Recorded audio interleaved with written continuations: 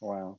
Well, what the beauty of listening deeply inside. And this is really, I think, the seed of not just where creativity is sourced, but also where we become an instrument for a higher calling. And I will share with you, and if anybody else shows up, what happened to me. So I'm going to share my screen, and hopefully I can find my right. Come on. Okay, I'm going to share this.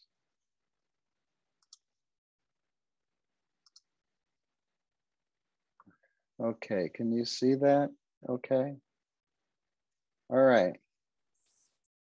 So I'm gonna go play from the start. So I'm there.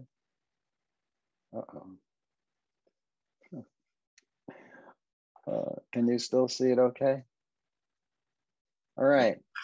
So these three guys are phenomenal artists. And this is probably before I became a sculptor. So I started sculpting in 1991 after a major loss. You can see that I was already kind of artsy looking. And what? It's not going.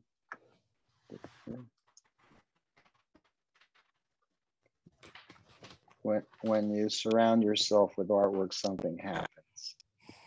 Hi, Bonnie, welcome. When I entered this property, this is up in Washington State. I was living in California. This is my daughter, Sarah. And when I saw this property, I was really coming out of a crisis of being a workaholic. I went through a very, very major series of losses.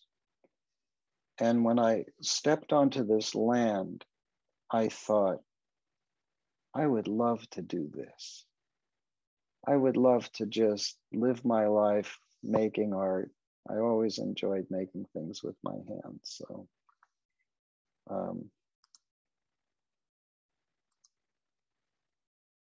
So at one point, my teenage son and I were at a standoff. He wanted to just watch movies and video games and whatnot. He was 13. And I decided to go into an art supply store, and I saw a whole pile of California soapstone. And I brought home a big piece, and I said, you want to sculpt with me? This is pretty easy. We can just cut pieces off and carve them. And we spent the whole summer carving. And one of those fellows in the first picture gave me this block of stone, and I carved the grieving man. And this was the release of the emotion that I was carrying. And this stone was very heavy. And so when I was done with the carving, by the way, no background training, I just carved what I was feeling.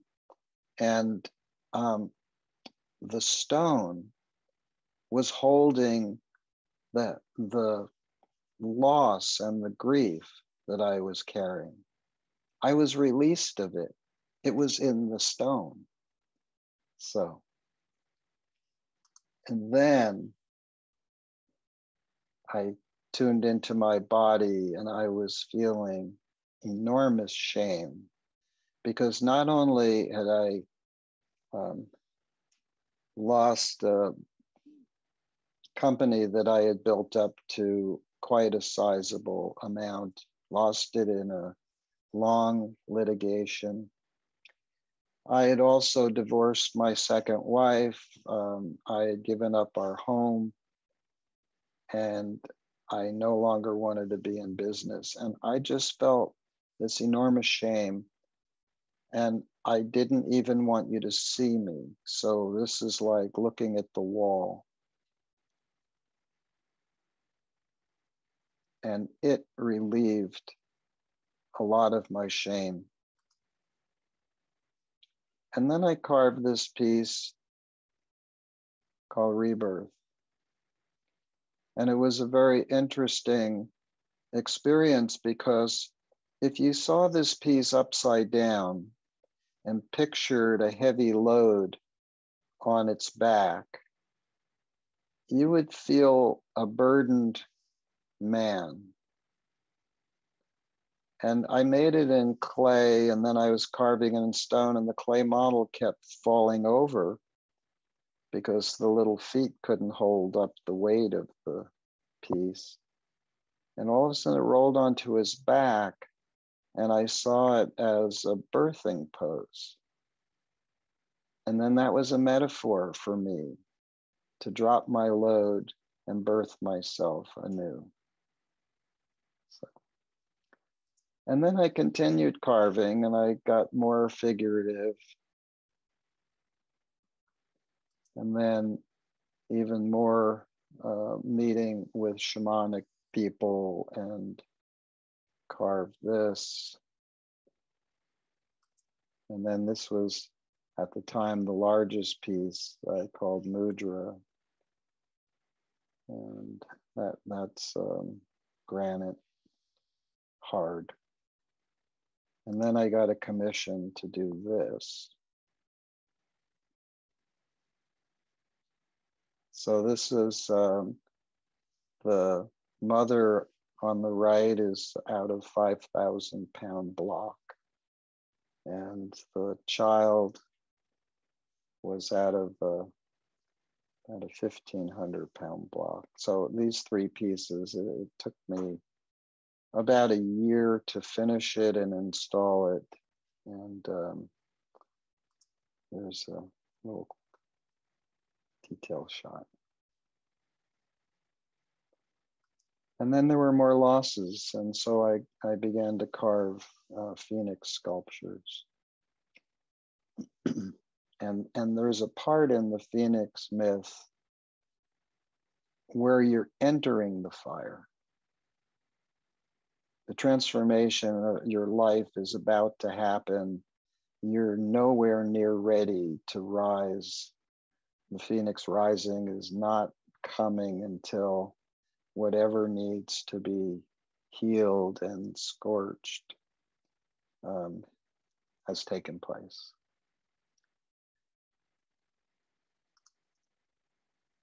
And this rebirth totem, it has a whole interesting story about it, but the shared head of the infant or the fetus body above the pregnant torso. I really carved the first piece where I really felt the discomfort in my body. That's why I turned the head sideways like that. But I have this radiating heart. I wanted to just bring my love into the world. And so I carved this, and then the torso. I carved them as two separate pieces, and at one point I picked up one, I put it on the other, and I said, oh my God, it's a totem.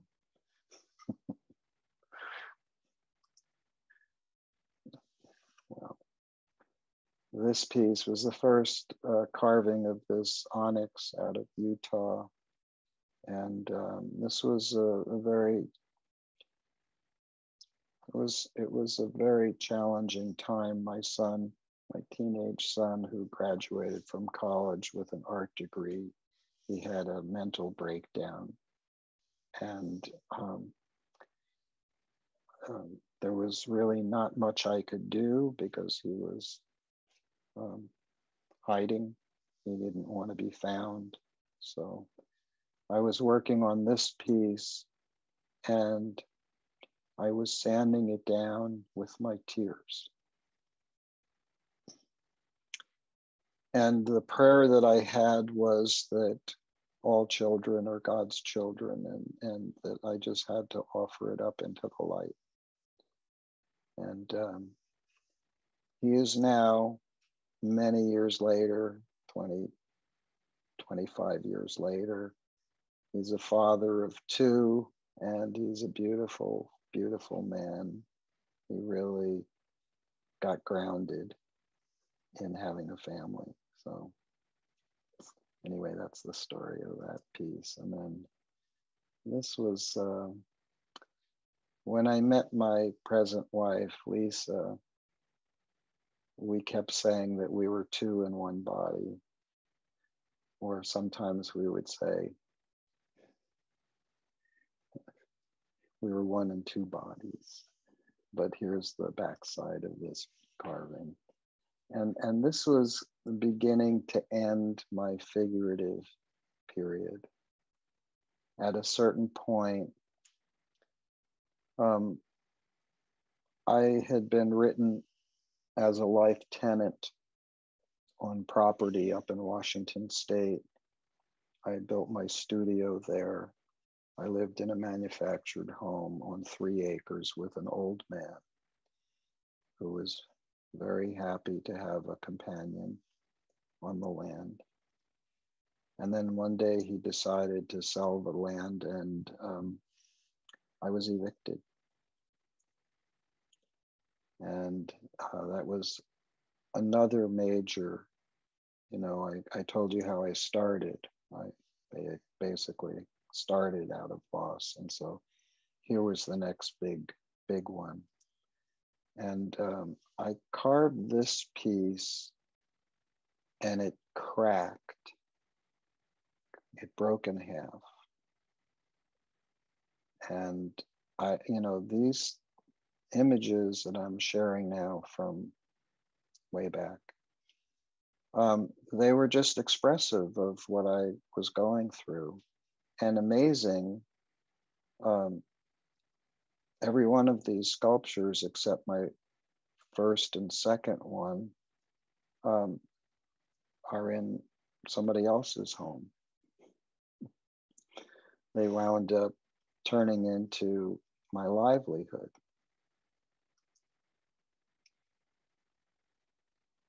I did this series. When I really started to embrace the aspect of wholeness.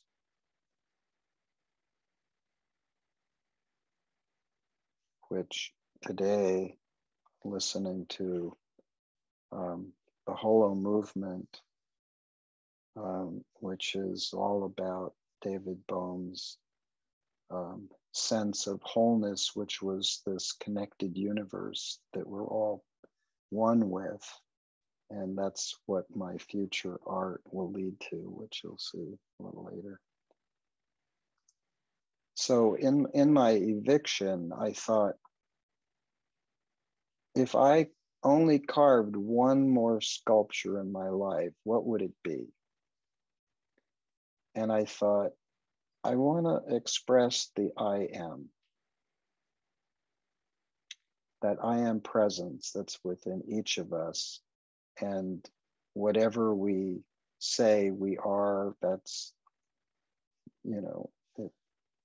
it's what it expresses our identity. And here I just wanted the I am, and I thought, how could I express that? And I thought, I was just in contemplation, and I looked over at this door that had a keyhole that was like for a church key. It had a round and a slot. And I said, oh, that's interesting. That's like a head on a body. And then, wouldn't it be interesting if it also represented the little I, which really is about the big I? And so anyway, this began my most popular series because I thought, oh, I can put a head on a body. I can do that.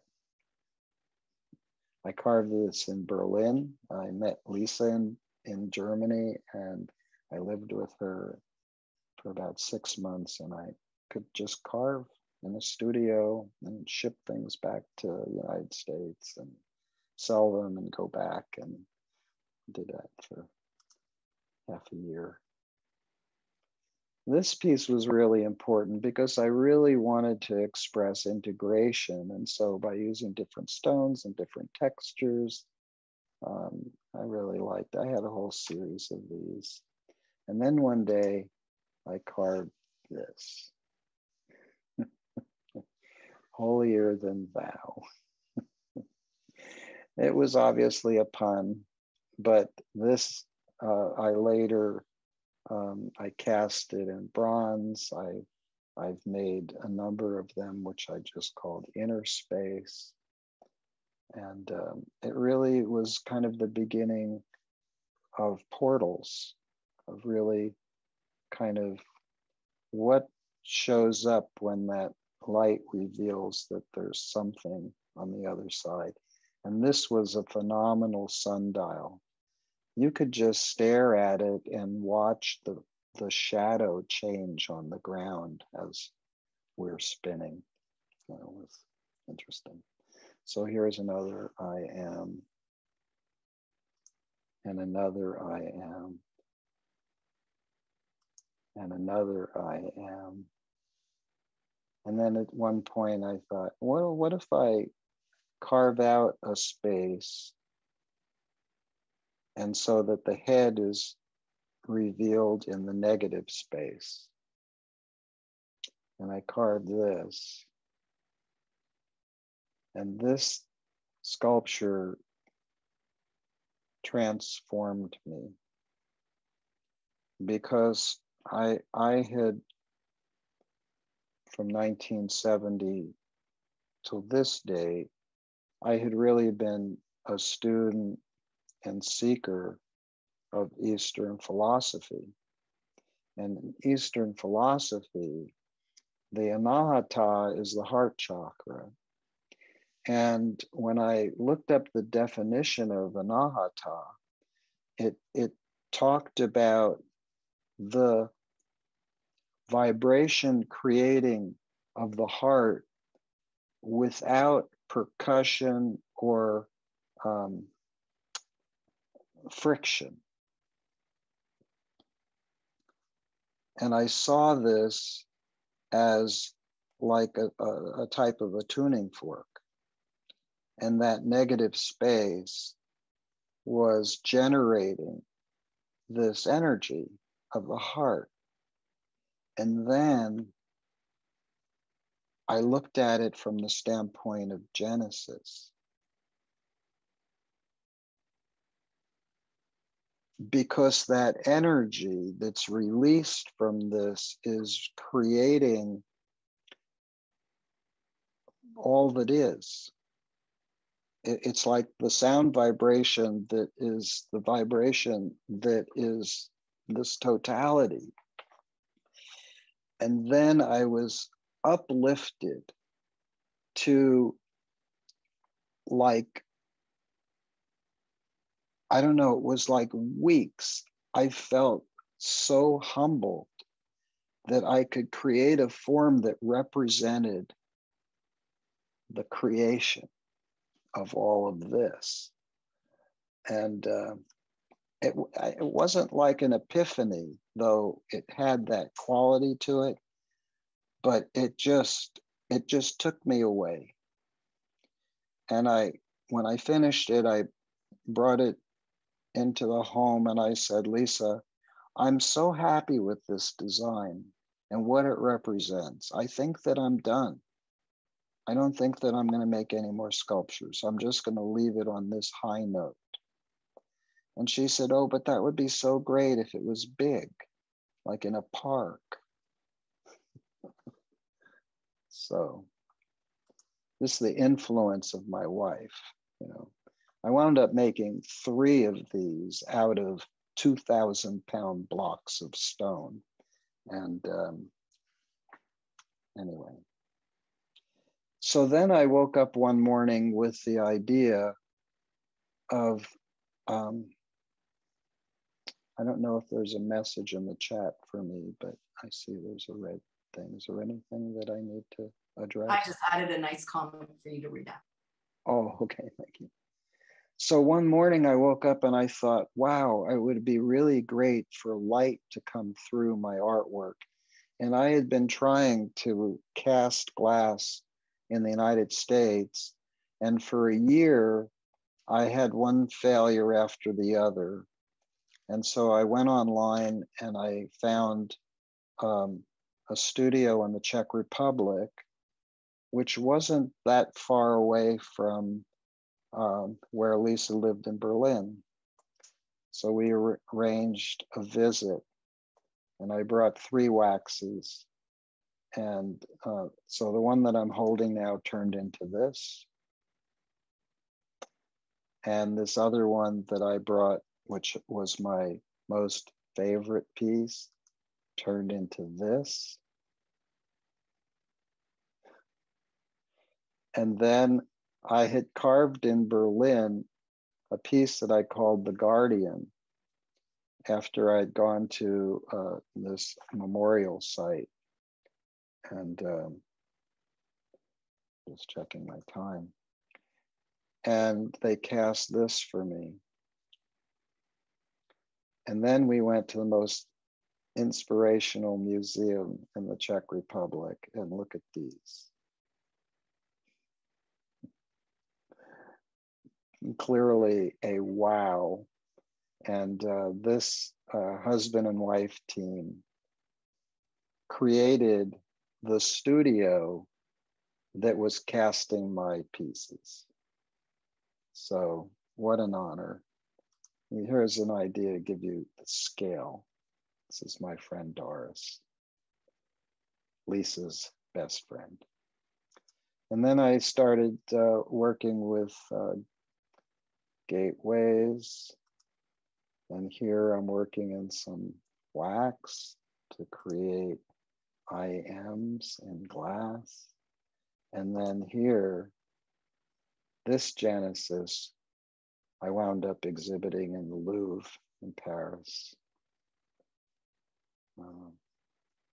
And then I decided to change the direction and creating these ovaloid forms with this channel, this open space that brings the light down. And so I called it Manna, just to, you know, the metaphor of being fed by light. And without that light, we wouldn't exist at all. So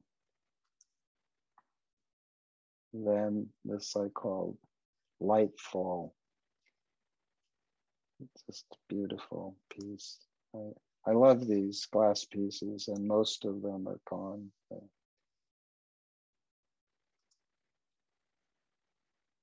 You know, who knew that the losses that I had gone through was going to lead to this chapter of my life.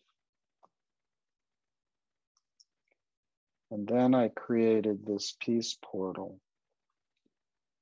And I installed it up on San Juan Island. And maybe a number of months later, after installing it in the sculpture park, I created these I ams, which I'll show you. These were the glass heads, and here's a picture of them standing next to each other. I've made a number of these. So this is where the my PowerPoint presentation ends. So I am going to close PowerPoint. I'm going to stop this for a minute. And if any comments or want to share anything, Bonnie or Melanie, before I have 2 short videos. Like I said, I was in awe All those art pieces are just breathtaking. And it's amazing because you explained your whole journey, your healing journey. And each piece, that's why you had to create it, because that was your way of healing every step of the way, you know? So it's amazing. Like today with me, I did a presentation on healing and forgiveness, and that was my journey. So, but it's so neat to see that you had that creative side of it. I never thought of it in that sense for me. So it's amazing. And oh, wow, it's breathtaking. And I'm so proud of you. Thank you. Thank you so much. You know, I remember the first show that I got, like solo show. And I had 30 or 35 pieces that I exhibited in a spiral. And it started with my first pieces, and each one I had a story about what I was dealing with at the time, and then how that piece really transformed the energy. You know, I mean, so often we pick up on emotional baggage from what's going on in the world, what's going on in our life. We all have difficult times. We have health issues and things like that. And to find my voice, you know, that's part of the title of this, is like, you know, art as one's voice. And I'm really blessed, and I'm happy to share it. So I'm gonna share this. Very important. So Bonnie, did you want to add anything? Because your microphone's is closed. If you want to ask us something, you're welcome to, or you could write in the chat as well. Oh, I've loved your work. I've looked at it a few times over the past few months. Thank you, Bonnie. It's nice to be with you again. And so I am gonna get this one going here.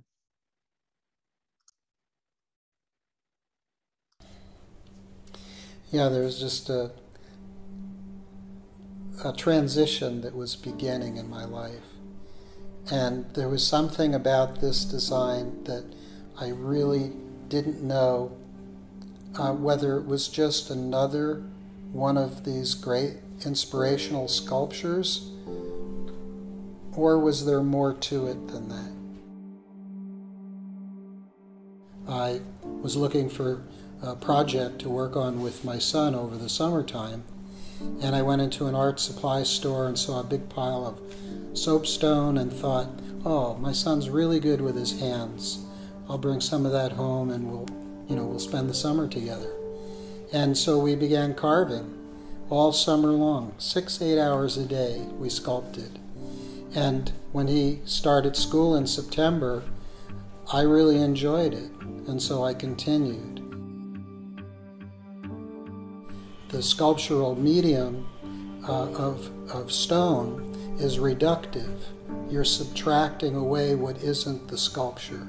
I was discovering aspects of myself that were covered up with behaviors and conditioning that would no longer serve me. I realized that healing was second nature to peace. So then I became Artist for Peace. I get invited to co-facilitate a reconciliation project in Germany. Now, I was raised Jewish, and I never thought I would ever want to go to Germany. We organized this project as a 10-day reconciliation with Jews and Germans getting together in Germany and having this basically a healing. When I got there, I was just with other human beings. And when I heard their story, my heart melted. The suffering that all of us carried around war. I met my wife Lisa there, and we've been married now for almost 13 years. when I came back from that, I began a series of sculptures that I originally called attunement. And when I looked at it, it reminded me of a tuning fork. And then that represented to me this dialogue that I was having with these Germans, that we were there attuning. And even though there was this gap, like the divide of humanity because of cultural war or any other differences, we are connected in the body. I was sitting very quietly one morning and I began to witness thoughts arising and spiraling back from silence back to silence again. And as a sculptor, I thought that would make an interesting design. And it has evolved now to this design here, which I call Holos. And this infinite design, to me, represents a symbol for our one humanity. After 20 plus years of sculpting really heavy designs, my body was failing me. In 2014, asked my wife Lisa if I could surrender my life as a sculptor for something new, something that I could serve that was much greater call for me. So I had this vision. The vision was that I could generate my city being a city of peace, just from the work that I can do here. And that if my city could do that, then any city could do that. And so I envision people becoming ambassadors for peace and bringing about their cities into this state of cities of peace. So all of this body of work that I refer to as art for peace is now moving me forward into a peace builder.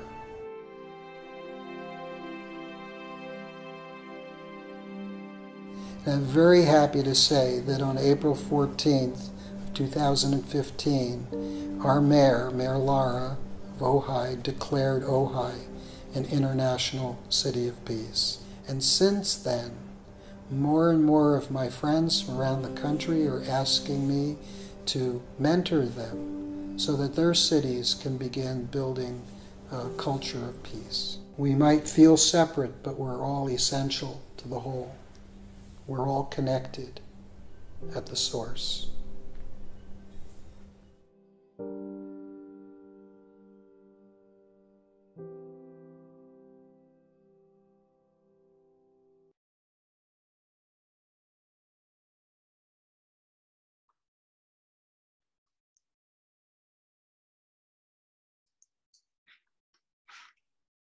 Hey, we have someone joining us. My friend's finally joining in. I've been asking her, join in. Oh, that was breathtaking as well, Brian. That's wow, what a nice video. Thank you. So I have, hi, Linda, welcome. Thank you for joining us. And this is recorded, so what you missed, you can watch when the recording is posted, either on Facebook or I can make it available. Anyway, I have one more short video that was made last year Oh yeah. Can I ask you something? Oh, sure, Barn. I love Helos. I absolutely love that piece, but I can't count the rings. How many are there? Okay, I designed it with 9 spirals, 9 segments that come together. Matter of fact, here. And I'll tell you, I selected 9 versus 8. 8 would have been very easy because the geometry is just, 4 and 4. But 9 was, 9 in numerology is about perfection. It's about completion. It's about humanitarianism, all these goodnesses. And so when I designed it, I thought it started off, my first design was for a stone carving.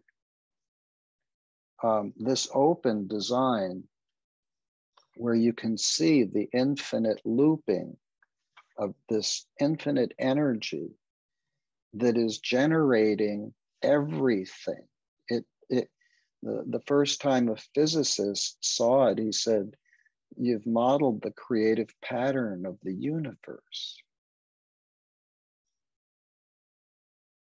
That showed up while I was sitting in mindful meditation one morning.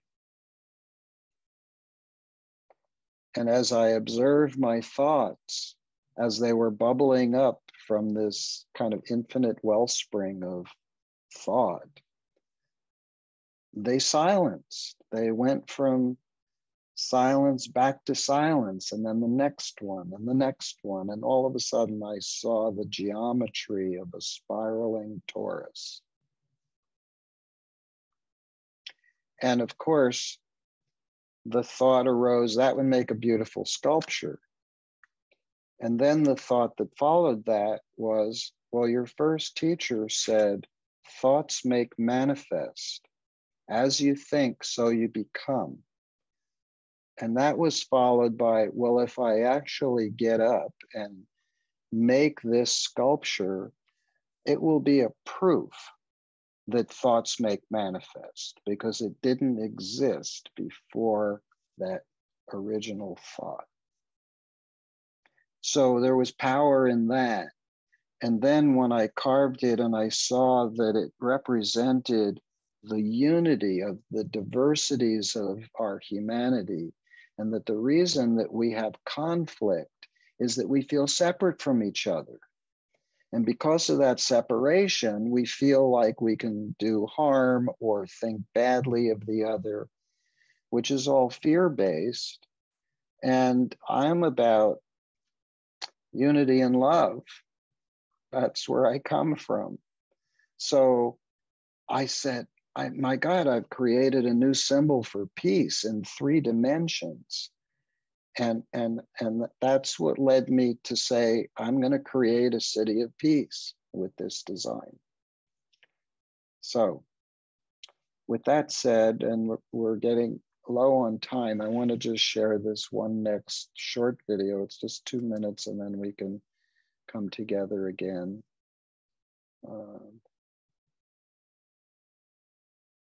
Where is it, Brian?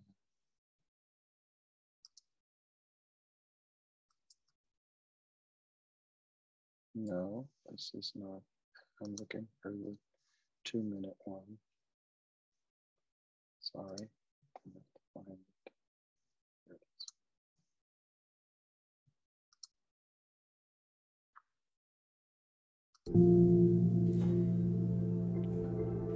is. Hi, I'm Brian Berman. I've been sculpting fine art sculptures for over 30 years in the mediums of cast glass, metal, stone, and 3D printing. My work focuses on themes of inner and outer peace. Each sculpture delivers a timeless presence, as well as for future generations. I love working with geometric shapes, opening portals and gateways that awaken new possibilities. And when I cast glass or use translucent stones, I'm revealing an inner 4th dimension that is illuminated by light. These sculptures are metaphors and represent the power of light overcoming darkness. I created a design that symbolizes our one humanity. I named it Wholeness, a design for peace, love, and unity. After carving it in marble, I used 3D printing technology to bring this design into metal sculptures and pendants.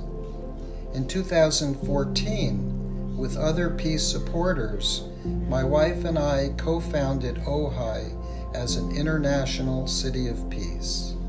Our beautiful home has a sculpture garden and gallery. You are welcome to come visit by appointment or during the Ojai Studio Artist Tour.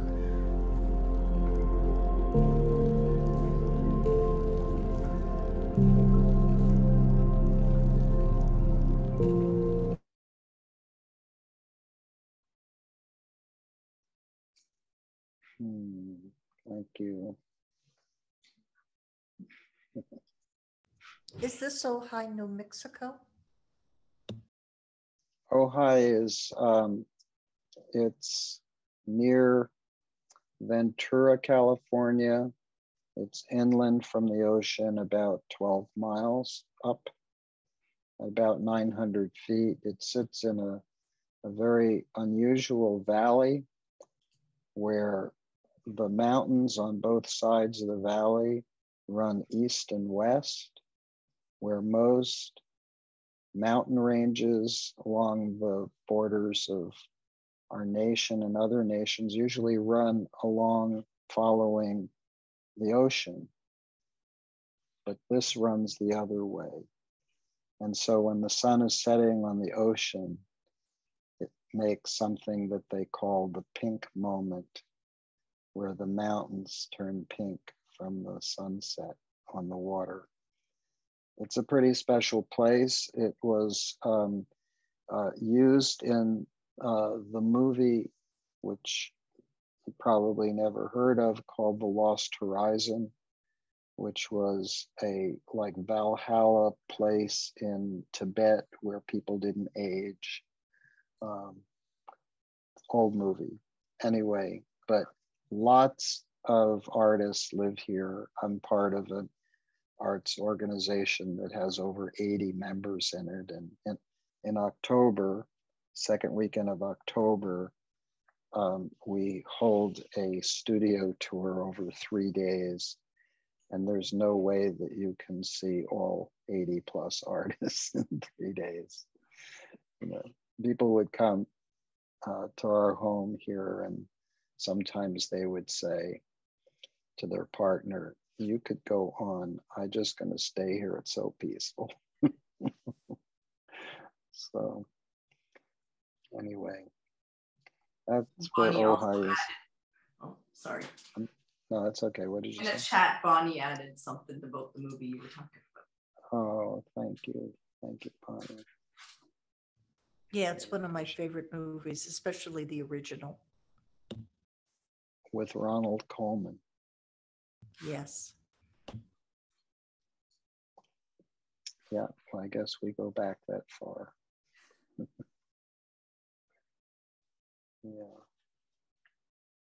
So, you know, obviously, if I heard Melanie's background in terms of how she began to listen in deeply to what was being called for, and Linda and Bonnie, if you have anything that you would like to share about the creative urges that you've had, and whether they received your voice or received your creative expression, I'd love to hear about that.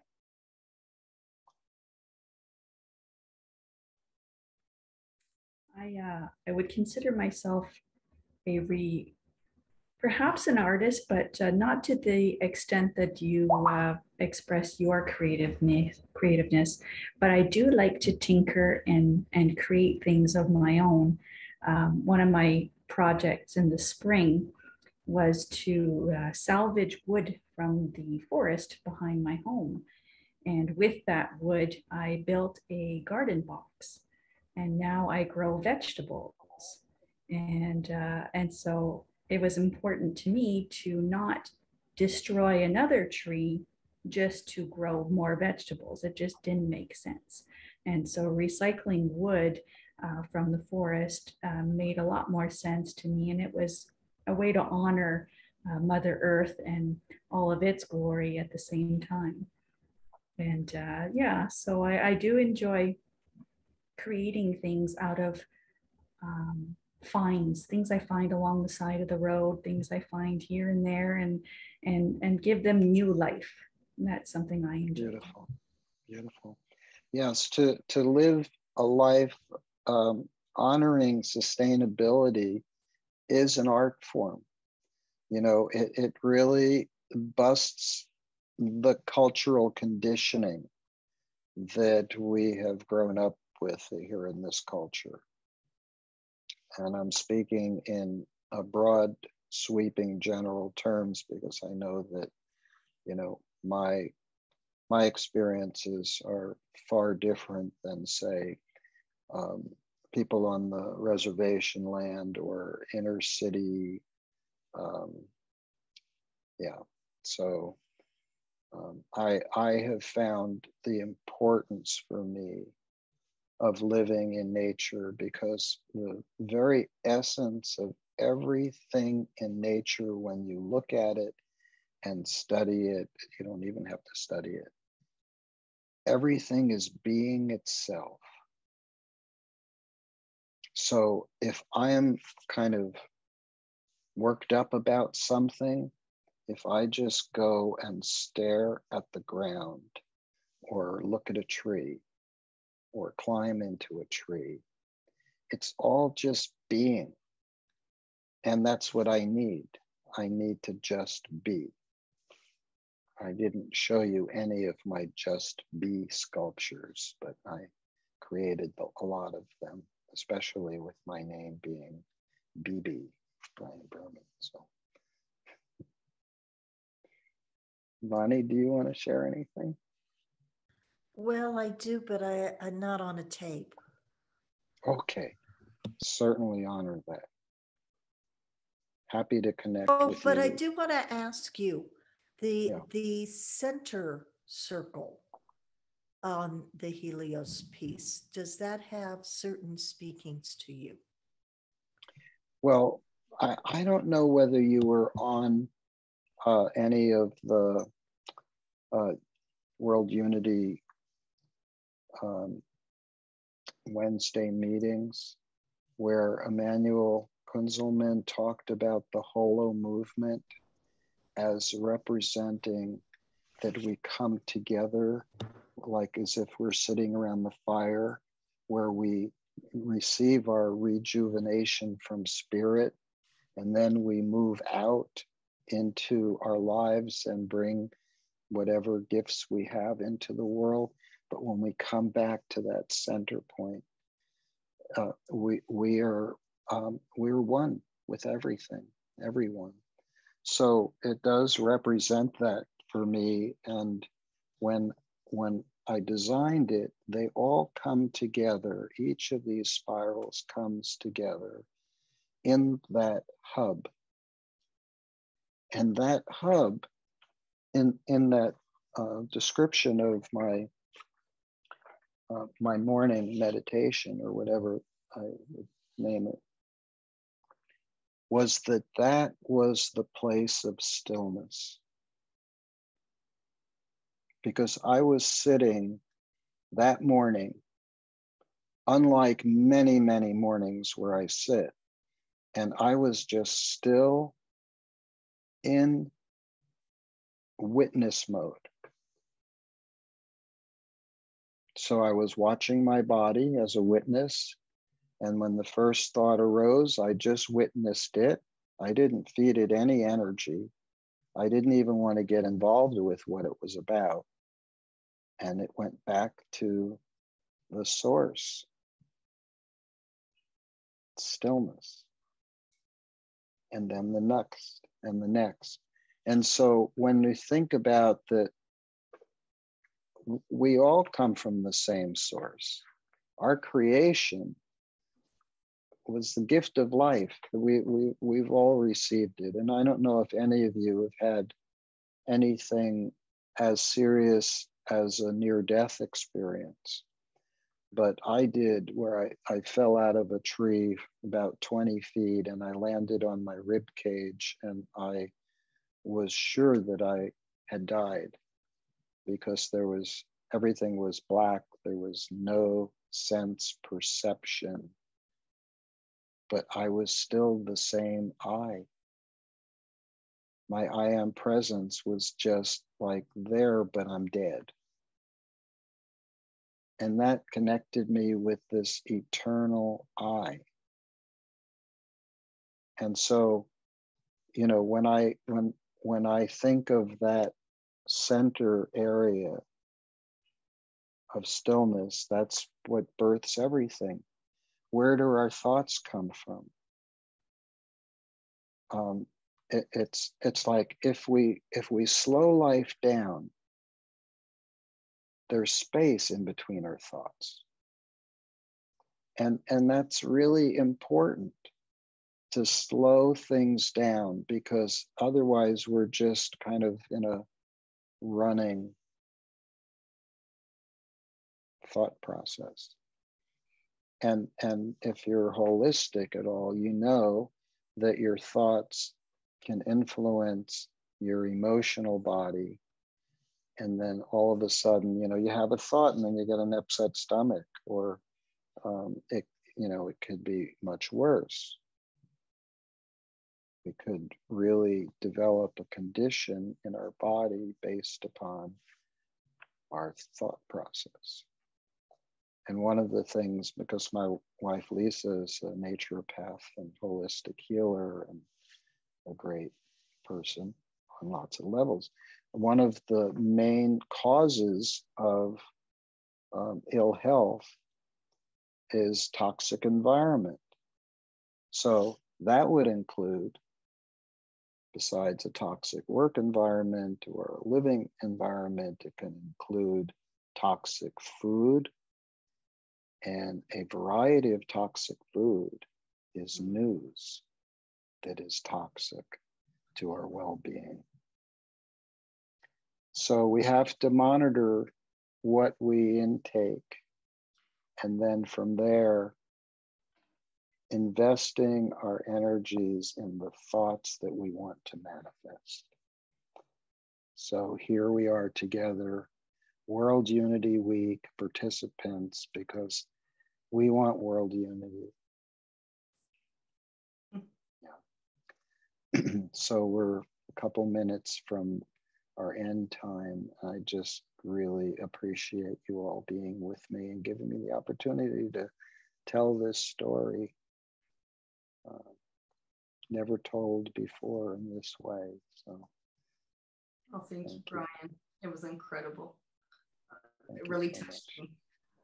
I really enjoy art, but your art even something spectacular that I had never seen it in that way before. It was a whole different perception, and it's incredible. Just the healing journey for other people to know. I'm hoping that Facebook and the recording will get to a lot of people, because they need to see this. Even people that don't understand art will understand it, because it comes from the heart and the soul. It's just amazing.